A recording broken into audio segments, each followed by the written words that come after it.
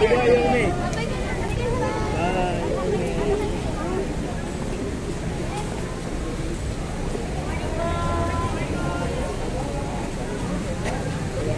si Mayor Isko.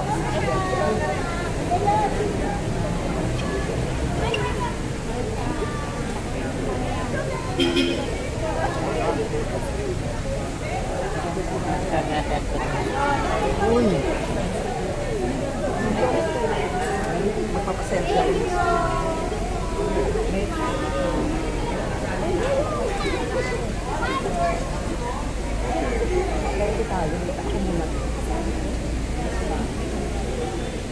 Mayor, makikita.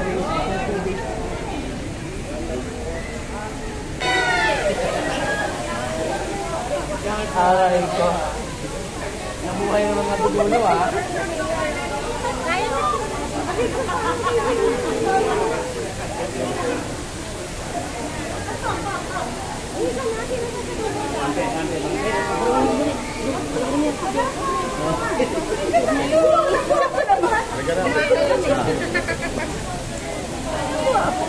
Naku ate, yung asawa mo.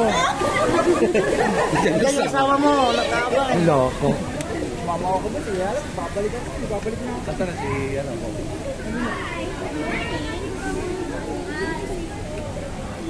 May crack mo? May crack na yung ano? Salamin? Sinipa mo yata Marian. Hindi ako. Ah, di ba? Hindi. Si Director Pio sa may kanan.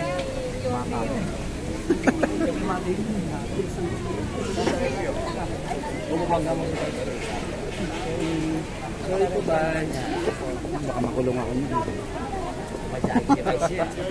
Legend nga si Vice yan.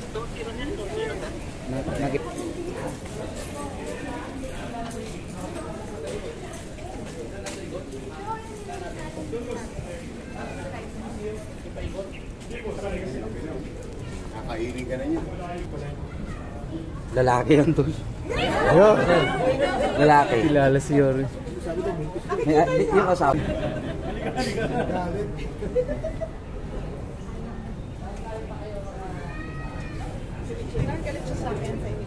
Boss, namumukha ko. Yan yung umalak sa'yo. Dito na yung nagpa-dirty sa'yo na. Lucky. Lucky. Ano ba yung pangangipin? Yung lalaki ng ngipin. Ay, pinanay. Ay, hindi ko.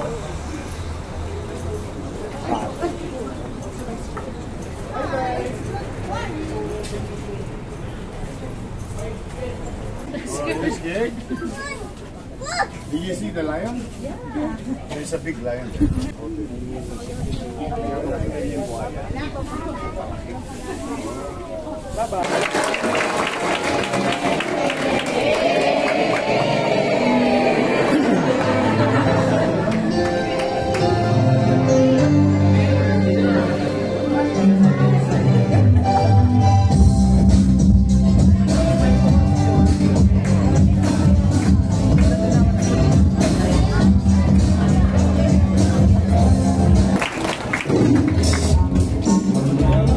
Magandang umaga, mga bata. Magandang umaga din po sa mga magulang at mga guro na nandito ngayon. Ako po si Chia Tienza, ang Michelle Alcalde dito sa Maynila, at welcome po namin kayo dito sa aming syudad. Alam nyo, importante po para sa amin, ng ating napakagaling na alkalde na si Lord Isko Moreno de Magoso, ang mga kabataan. Kaya dahil dyan, sinisiguro natin na ang mga potensyal ng mga kabataan ay makuha nila dito sa Maynila. Prioridad ng ating alkalde na gawin magaling at magaganda ang mga paaralan dito para sa ganun maging conducive ang pagpapasok nila sa eskwelahan. Dito po sa Maynila, iba ang problema ng mga magulang. Alam niyo po kung ano? Ang problema ng mga magulang ay kailangan ng bilhan ng jacket ang kanilang mga anak dahil napakalamig ng mga paaralan dito dahil siniguro ng ating alkalde na masarap mag-aral sa Manila. But anyway, nandito po ako para ipakilala ang isang tao na alam ko kilala ninyo. Alam ko mula kayo sa iba't ibang LGUs. Tama po ba ko? Sino po dito ang mga taga Makati? Meron ba? Taga Quezon City, San Juan, ano pa ba? Pasig, Mandaluyong. Kayo po, parang hindi po kayo nagtaas ng kamay. Saan?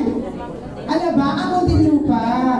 Anyway, wini-welcome po namin kayo dito. Alam niyo, itong alkalde namin dito sa Maynila, napakagaling. Dahil bago po siya naging isang alkalde, naging isang magaling na konsehal siya. Pagkatapos, naging isang busy alkalde, at ngayon, masasabi ko, pinakamagaling na naging alkalde dito sa Maynila. Pero para lang sa kaalaman ninyo, ang aking samahan bilang busy alkalde at alkalde, nag-umpisa po ito nung siya ay nag-uumpisa pa lang bilang konsehal. At noong mga panahon na yun, naging importante rin sa kanya ang mga kabataan.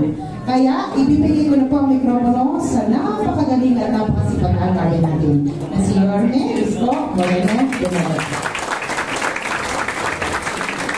Thank you. Nakita niyo na yung pinakamagandang Vice Mayor sa buong Pilipinas. Matangin mo pa yan. Good morning. Good morning. Welcome kayo sa Maynila. Sino? Dito muna, tatanungin ko muna yung mga nanay at tatay niya. Kanina may lola, pero most of you is nanay at tatay. Taas ang kamay na nakapunta sa Manila Zoo nung bata sila. Ayun.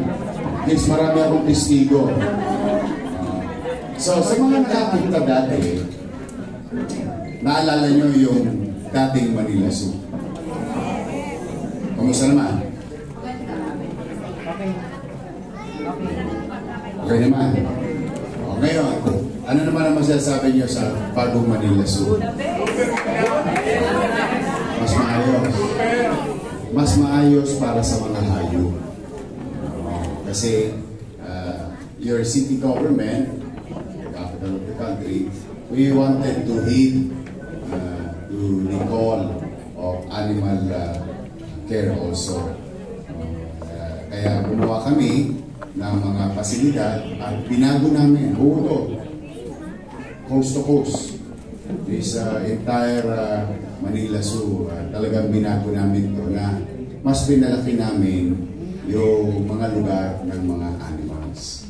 At the same time, as much as we can, of course, these are some of them wild animals, no? So kaya kailangan medyo sana laging ligtas ang ating Manila Zoo. Lalo na pag nakita nyo yung may konting flooding doon sa area doon. Nandun yung may hawak ng flood control. Nakita nyo ba? Naku, magugulat kayo. Talagang malaking-malaki na. Doon siya. Sa sobrang laki niya, baka hindi niya na nagagapang yung sarili niya. But I want you to enjoy sa mga nakapunta na dati at ngayon naman. At sa mga bata, ay lagi kayong welcome sa Maynila. Huwag kayong magdadalawang isip na kahit saan lugar pa kayo, you're always welcome. Nabanggit na ni Vice Mayor Chi, we are trying to improve. During my first term, 2019-2022, ang aming mga eskwelahan dito is vertically improved. Sabihin, inaabatan namin yung paglago ng populasyon kung saan magdidemand ng space. In the case of City of Manila and most likely Metro Manila, in a highly urbanized setting, dadami ang populasyon, uunti ng uunti ang espasyo. So that's why we opted to go further, like 10 to 15 years of population growth with regard to sa ating mga komunidad. Kaya ang aming mga eskwela dito, marami kami na itaguyod na 10-story, fully air-conditioned public school. Pag nakita niya sa Manila Science, sa Albert, sa Almario, ngayon tutuloy ko yung Magsaysay, hopefully. At gusto ko ma-achieve ng Maynila o ninumang local government unit yung teacher-student ratio that is universally accepted. Kasi mas tama lang ang dami ng bata sa classroom, mas maaliwalas, mas maginhawa, at mas madaling makapagpo-focus ang teacher at estudyante. Yun ang aming aspiration, dreams for our mga batang Maynila. Okay. Sino nag-aaral sa public school? Public school?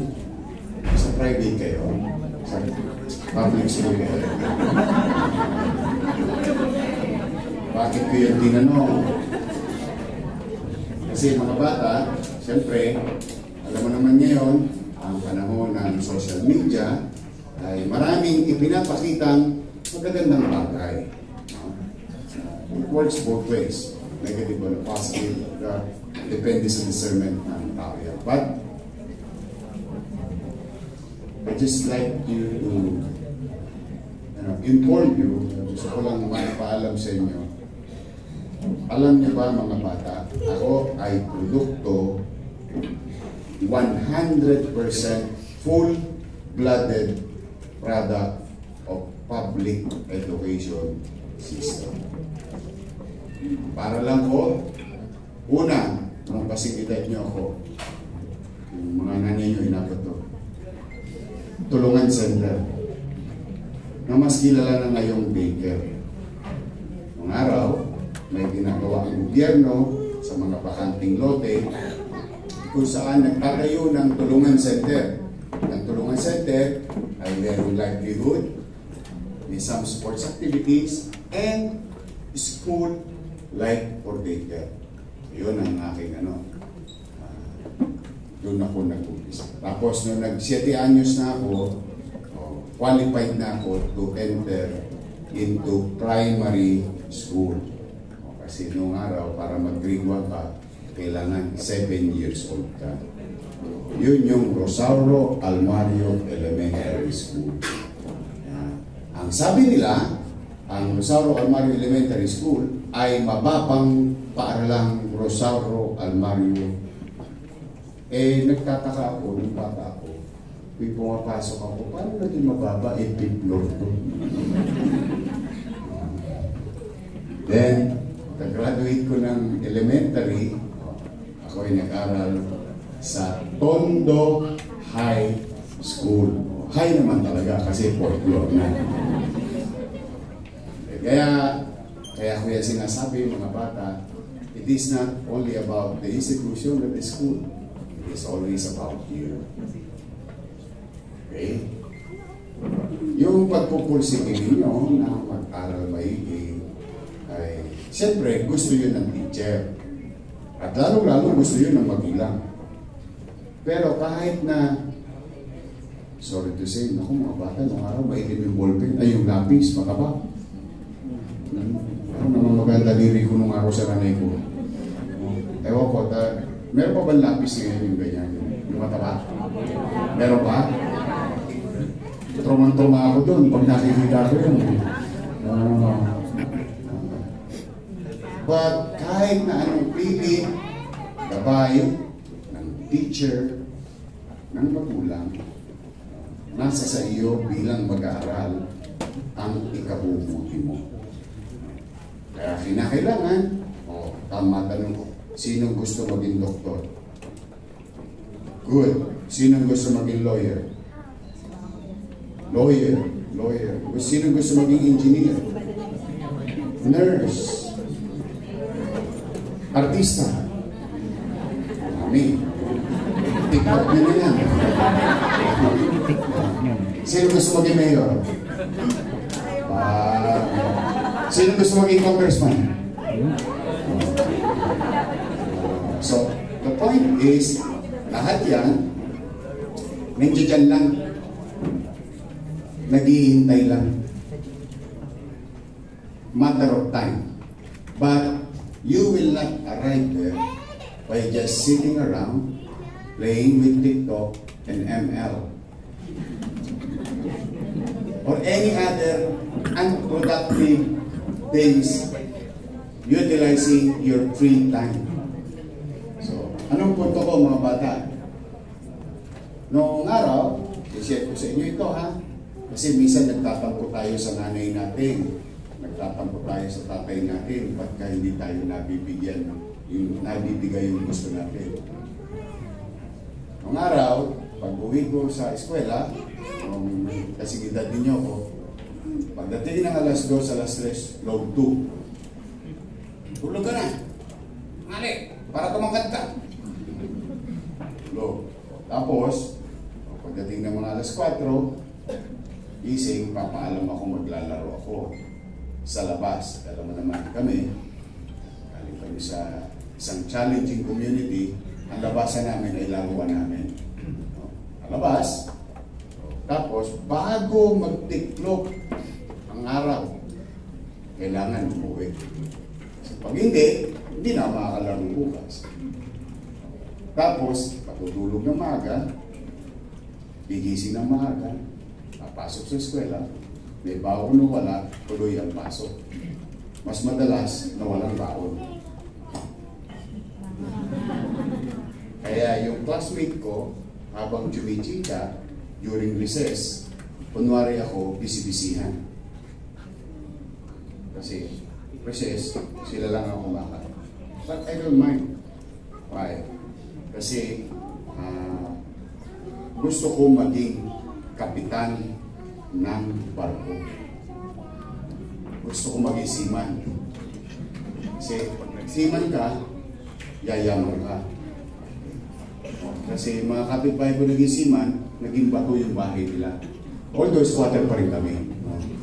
Kaya naging bato yung bahay, may angkla. Sa labas, okay tayo, marami nakakaroon yun. Mga batang 80s talaga, naliligo. Pag babae ka naman, punta ka rin Japan. That's the way to do it. I mean, that's reality of a particular community. Now, gusto ko maging kapitan ng barko. That's why, ito you can check. Alam nyo, nung nag-grade 1 ako, nasa dulo ko ng walang hanggan. Section 23. Dulo na yun. Pero dahil sa gabay ng nanay ko, saka nakikinig ako sa nanay ko, it's not because kapot ako sa nanay ko. It's that nakikinig ako lagi sa nanay ko kung ano ang sinasabi niya. Aral ako ng aral, lahat ng asignatura, pag ginagawa ko, from section 23, naging section 11 na. Pagkayari, nung grade 2 ko, na-first honor naman ako. Ang tanong, matalino ba ako? Malamang hindi. Pero, masipag ba ako mag-aral? Malamang. Kasi siguro hindi ko naman makukuha yung first honor kung hindi ako magaling sa quiz, sa short test, sa long quiz, periodical test. Paano ko naman agad sasagot yun? Eh kasi, imbis na walang kapararakan, yung gagawin ko, bubuksan ko yung aking kwaderno. Mag-aaral. And before you know it, because it became a habit, no? Yung habit na siya, naturally, muscle memory. Kasi yun na yung ginawa mong habit, kasi gusto mo maging kapitan ng barko, and the only way to do it is kailangan mag-aaral ako mabuti. And so on and so forth. Hanggang first honor, second honor, at nagagalit pa ang nanay ko. Pag na-first honor ako, pinagagalitan ng nanay ko. Sabi sa akin nanay ko, French word yun. Sabi ko sa iyo, mag-aral ka lang. No. bawal naman po ko eh. Eh ngayon, first order ka pa! Kano kung matutuwa na ako? Kaya pala nakagalit na rin ko kasi kinausap siya ng teacher ko, si Mrs. Deseste, na kailangan bumili ng long sleeves. Kasi aatin ako ng recognition day. Dahil bibigyan daw ako ng gold medal. Yung problema, di ba sabi ko sa inyo kanina, wala akong baon? Bakit kami walang baon? Walang? E tapos bibili pa long sleeves. Buti na lang, meron ng medyo kasing idaran akong babae, kasing size ko, eh, may long sleeves siya, nahiram ko. Eh kaya lang, tanong nyo sa nanay nyo to, mga batang 80s siya pa. Yung long sleeves sa mga babae nung araw, may rapos. Kaya, naglalakad ako sa Kagitingan Street, all the way, naka-rappers ako. But anyway, my mom was proud and happy naman siya. Alam niyo kung gano'n siya proud. Siguro yung eskwelahan ko kulang-kulang mahigit 1 kilometro, kulang-kulang 2 kilometro. Araw-araw nilalakad ko. No? Hindi naman niya pinahubad yung medalya. Huwag mo tatanggalin eh. Dinispray ako habang naglalakad pa uwi. Nakagraduate ako. Tapos ko high school ko. At wala akong ano talaga. In fact, mga bata, ito, lalo na kayo, mga teenager. Ito, mga teenager. Pati, ano na, Christmas party. Mga Christmas party. Yung mga prom. Sa third year. JS, junior, senior. Alam niyo ba, umatin ako nun. Ang suit ko, YDT t-shirt. Naalala niyo YDT? Youth Development Training. Your PE t-shirt. Yun ang t-shirt ko. Pero yung mga atabs, yung mga kaibigan ko, ay, nakapandiin lahat yun. Naka-return. Subsider. Pop Swats. Nakabili ba kayo ng Pop Swats? Swerte nyo naman. Kasi si Mikey Kuwang ko nun, sikat na si Mikey Kuwang ko. Bago naging Lea Salonga yung Swats, si Mikey Kuwang ko nun. Radyo, pandi, Swats, Pop Swats, and so on. Ako wala naka-t-shirt. Kaya mga bata, malamang sa hindi, mababasted din kayo. Kayo mag-alala, hindi kayo nag-iisa. Ako multi-busted. Pero ngayon, sabihin ko sa kanya, ako nga pala yung sinain mo.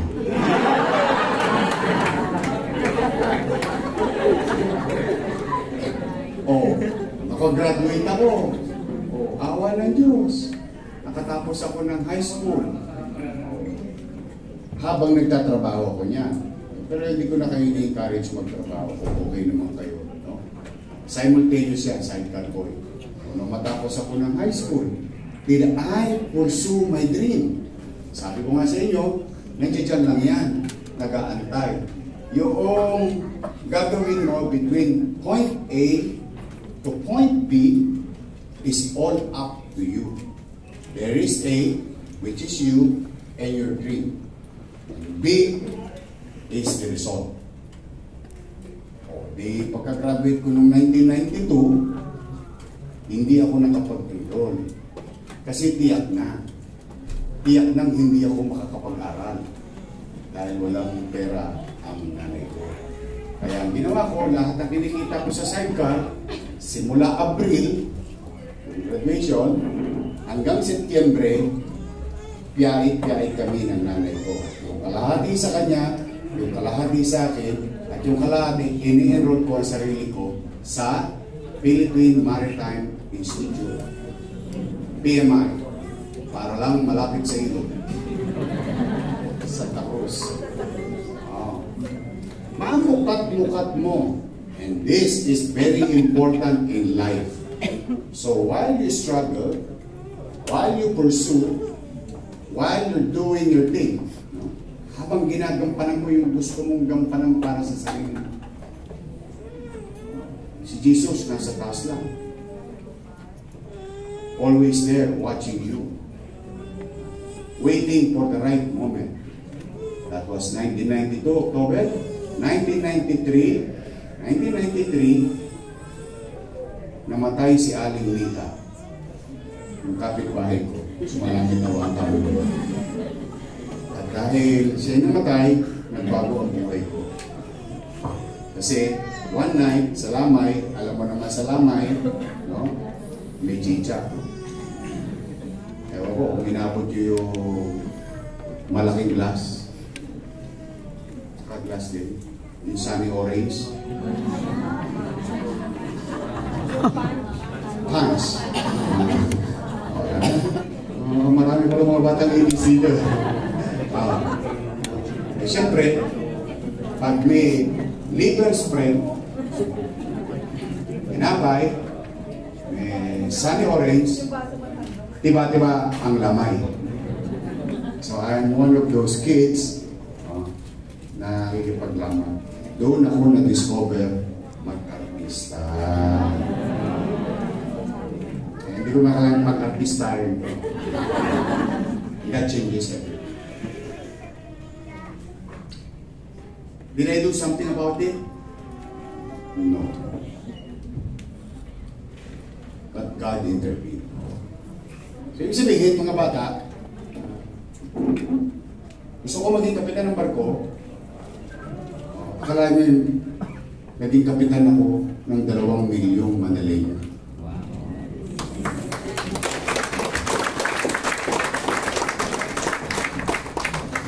So, kaya, after this story, you may be feeling, maybe, may nararamdaman kayo, parang wala akong laruan. Ay, maglala. Wala rin akong laruan. Pati nga Jackie Stone, pinapatulang ko, makalaro lang eh. Pambabae yun yung Jackie Stone. Eskweba.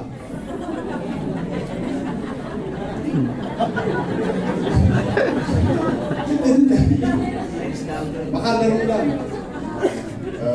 Ibig sabihin, hindi na ibibigay ng magulang, ayaw ibigay ng magulang. Hindi lang talaga kaya. Kasi mas mababutihin yung piso, which is 75 lang ang itlog. Yung pisong ibibigay sa akin, hindi na ibibigay ng nanay ko, dahil parang hali, lagi kami may bigas sa bahay, priority ng nanay ko yung bigas. Mga batang biskwit, yung lata ng biskwit, doon ang lagayan ng bigas yun. Yung asorte, nakalagay. Kasi yung piso, bibili mo itlog, ipiprito, yun ang kulang ko sa tanghalian. So, minsan mga bata, kakalang magtapat po kayo sa inyong mga magulang, bakit hindi kaya ibigay na? Talagang ganun ang buhay. Always move forward. Acceptance is the key. Kaya kailangan, kung gusto mo magbago ang buhay mo, salamat sa Diyos, meron ka pang nanay at tatay. Good. Salamat sa Diyos, meron kang paaralan. Good. Salamat sa Diyos, meron kang damit. May masisilungan. At paminsan-minsan, swerte nyo nga lahat pa kayo dito halos nakaselfone. So there are so many things to be grateful. Marami pa tayong bagay na dapat ikalugod, ikasaya, na dapat natin ipagpasalamat. All we have to do is to appreciate. When you appreciate things, mas masasayahin kayong bata. Kaya, huwag malulungkot, pag wala. Ang mga bata. Naalala yung kanta na yan. Pinatulang ko rin yun. Kasi may sandwich doon. This is the day, this is the day, yung charismatic, mga bata charismatic na tumira lang ng tinapay. So, kaya mga bata, gusto nyo na ba, nakaikot pa ba kayo? Gusto nyo bang umikot? Pasensya na kayo, kinuwentuhan ko kayo ng buhay ko. Kasi nalulungkot ako, nowadays, masyadong feeling privilege ang bata. Lulungkot ako, nowadays, masyadong humihina ang kalooban ng bata. Kasi, because of what you are watching in your car. Akala nyo lahat madali. No? Go back to reality.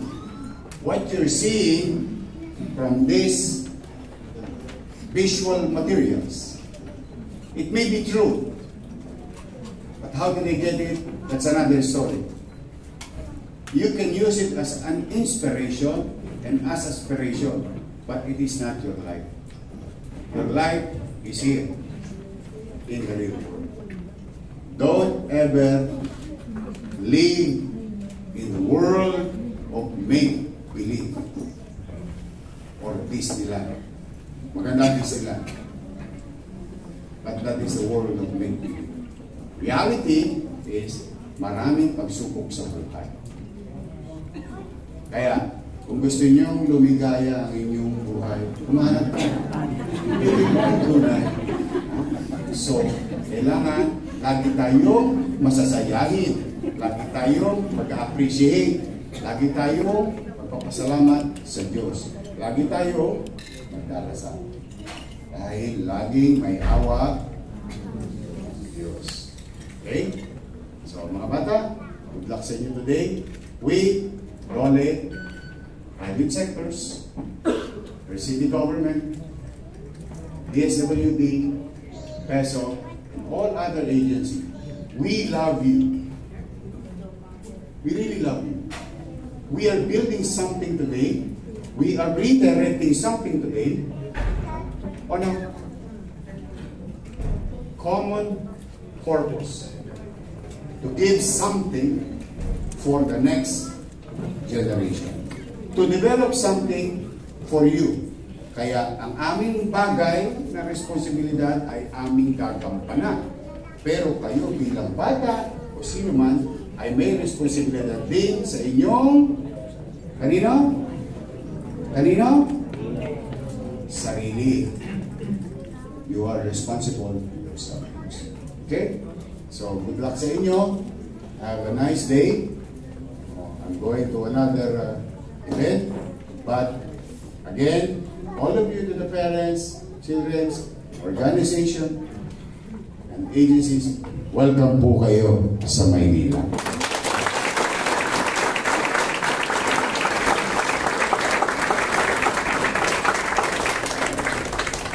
And total, Pasko, mag-wish na ako.